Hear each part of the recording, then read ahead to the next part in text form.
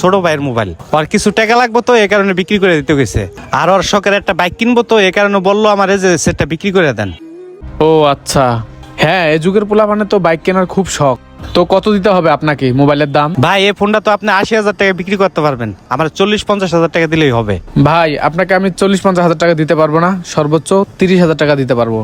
ভাই মাত্র 30,000?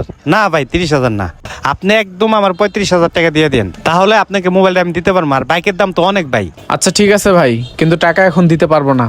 দোকানে আগে মোবাইলটা নিয়ে চেক করব, যদি ভালো হয় তাহলে বিকালে আপনাকে টাকা দেবো।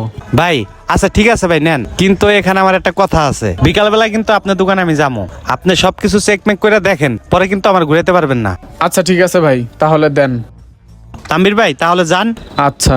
যাক ভালো একটা মুরগি বানাইতে পারলাম, মোবাইলটা বেচতে পারলাম, আমার লাভ আছে আজকে।